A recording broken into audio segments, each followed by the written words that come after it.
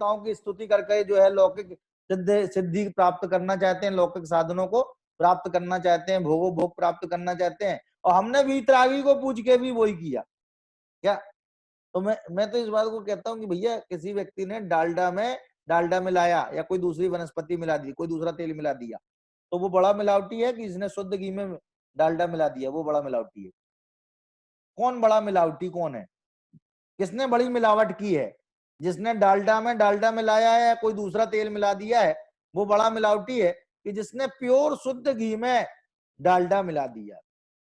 तो हमारे पास तो प्योर शुद्ध घी था, वीतरागी परमात्मा, सर्वज्ञ परमात्मा, क्यों? और उसमें हमने ये मिलावट कर दी। कौन सी? कि भैया ये वाला छंद पढ़ो तो ये वाला काम सिद्ध होएगा और ये वाला पढ़ो तो ये वाला सिद्ध होएगा, और भक्तामर मंडल विधान भी हो गया। क्या हो गया? भक्तामर मंडल विधान। उसमें भी जो है लोगों ने तरह तरह की इच्छाओं की पूर्ति के नाम लिख दिए, एक एक छंद के आगे हेडिंग बना दी, ये वाला छंद इसकी पूर्ति करेगा, ये वाला छंद इसकी पूर्ति करेगा। माने जो विशुद्ध भगवान की स्तुति थी उसको भी हमने अपने लौकिक साधनों में साधन बना लिया, लौकिक भोगों का साधन बना लिया। मैंने बताओ हम कितने चतुर खिलाड़ी हैं? अब ये चतुराई हमें निगोद ले जाएगी। कहाँ ले जाएगी भाई साहब? ये चतुराई कहाँ ले जाएगी हमें? एक गृहीत मिथ्यात्व है, इसके लिए लिखा है, सूत्र है तत्वार सूत्र का, केवली श्रुत संग देव वर्णवादो दर्शन मोहस्य तत्फलम निगोदम। क्या? कि केवली का, श्रुत माने शास्त्र, संघ का, केवली श्रुत संघ, इनका वर्णवाद करना माने इनका अन्यथा प्ररूपण करना, देव का वर्णवाद करना कि देव मांसाहारी होते हैं। भाई साहब बलि क्यों चढ़ा रहे हैं? कि वो साहब वो देवताओं को मांस प्रिय है ना, जबकि भाई साहब देवता रोटी तक नहीं खाते, एक कौर भी नहीं ग्रहण करते, उनके तो कंठ से अमृत झर जाता है, उन्हें मांस वांस नहीं खाना है। लेकिन लोग उनके नाम पर तरह तरह का तांडव मचाते हैं देवों के नाम पर। ये देव का वर्णवाद है। केवली भगवान को नहीं जानना और उनके बारे में विपरीत कथन करना, ये केवली का वर्णवाद है। श्रुत माने शास्त्र में जो बात लिखी हो उस बात को अन्यथा अभिप्राय से प्रस्तुत करना। भगवान इन्होंने जो भक्तामृत लिखा था किसी भी रोग की सिद्धि, रोग के अभाव की सिद्धि के लिए नहीं लिखा था। इन्होंने तो विशुद्ध रूप से भगवान की स्तुति की थी और हमने उनकी स्तुति लेकर के अपनी मन कल्पना से है, अपने मनोभावों के अनुसार है, अपनी इच्छाओं के अनुसार जो है उसमें एक श्लोक पे एक बीमारी फिट कर दी। कौन सी फिट कर दी? साहब इससे जलोदर रोग दूर होता है, इससे ये होता है, इससे वो होता है। क्या? तो बताओ ये हमने अवर्णवाद किया कि नहीं किया? और इसका फल आएगा, डेफिनेटली आएगा। भाई साहब प्रकृति में किसी के लिए कोई ना इंसाफी नहीं है, किसी के लिए कोई अन्याय नहीं। जो जैसा भाव करता है तदनुसार कर्म प्रकृतियों का संचय होता है, और जैसा कर्मों का संचय होता है वैसे ही उनका उदय आता है, और तदनुसार उसका फल भोगना होता है।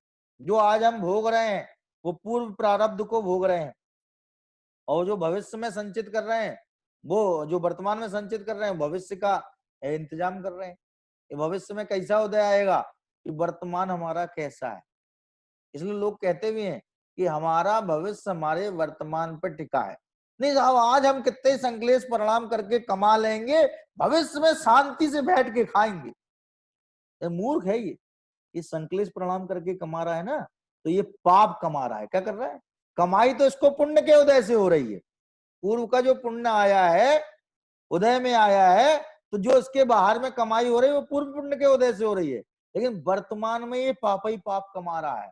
तो बताओ वो कालांतर में पुण्य तो चुकता जाएगा। क्यों चुकेगा? क्योंकि वो उदय में आता जा रहा है, खिरता जा रहा है, कमाई होती जा रही है, कमाई होती जा रही है।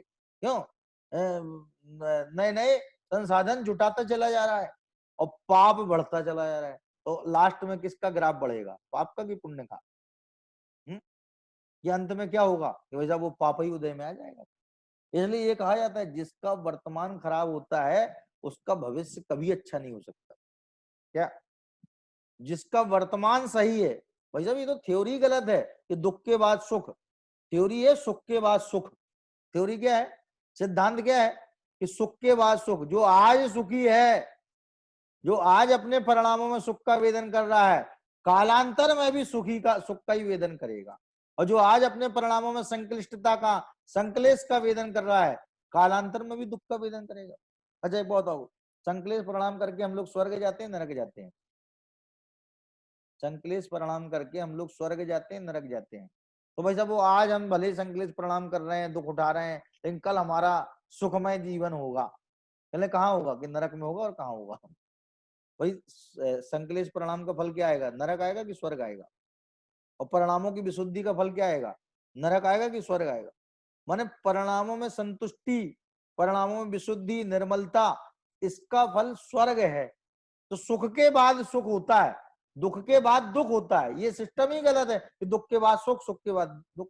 बच्चे तुम पढ़ लो आज अच्छे से, खूब मेहनत करके, भले ही तुम्हें कितने ही कष्ट हो रहे हो, कितनी तकलीफ हो रही हो तुम्हें, लेकिन तुम कष्ट करके पढ़ लो, भविष्य में तुम आईएएस ऑफिसर बन गए तो आनंद ही आनंद होगा तुम्हें। अरे तुम क्या सिखा रहे हो उसको कि आज तुम कष्ट, माने वो कह रहा है कि पापा आज ही हमें कष्ट हो रहा है तो इसकी क्या गारंटी कि आगे भी कष्ट नहीं होगा। वो अपने बाप से प्रश्न कर रहा है कि यदि हमें आज कष्ट है और आप भी ये मान रहे हो कि हम बहुत कष्ट में पढ़ रहे हैं, तो इसकी क्या गारंटी है कि भविष्य में आनंदित होंगे। तार्किक लड़का था, उन्हें बाप से पूछिए, बाप चुप। उन्होंने क्या जवाब दे इसका। भाई साहब यदि तुम्हें आज आनंद आ रहा है पढ़ाई में, आज तुम्हारा मन लग रहा है, तो डेफिनेटली तुम फर्स्ट क्लास फर्स्ट पास होगी, डेफिनेटली तुम्हारी तरक्की होगी। माने जिसको पढ़ाई में ही आनंद नहीं आ रहा है और हम उसको भविष्य के ख्वाब दिखा करके, सपने संजो करके, सपने बुन करके, उसको झूठी दिलासा दिला करके पढ़ाई में लगाना चाहते हैं, तो भैया ये तरीका, ये टेक्निक ठीक नहीं है। इससे वो जो है गलत इम्पैक्ट में आ जाएगा, है उसको रॉन्ग इम्पैक्ट पड़ेगा इस बात का, क्या कि भाई साहब ये ऐसी बात है कि हम आज दुखी होंगे तो कल सुखी होंगे। ऐसे कैसे हो जाएगा, आज दुखी होंगे तो कल भी दुखी ही होंगे हम। तो वो काना फूसी करके दूसरे से कहेगा देखो हमारे पापा बोल रहे हैं कि तुम कष्ट में हो लेकिन आगे सुखी हो जाओगे, पहले तुम्हें लगता है ऐसा होगा क्या, तो नहीं है, ऐसा हो ही नहीं सकता है। यदि आज कष्ट तो कल भी कष्ट रहेगा। इसलिए ये बिल्कुल थ्योरी गलत है कि आज सुख तो कल दुख, और आज दुख तो कल सुख। वो तो थ्योरी है कि जो दुखी है वो दुख में पड़ता है और जो सुखी है वो सुखी हो जाता है।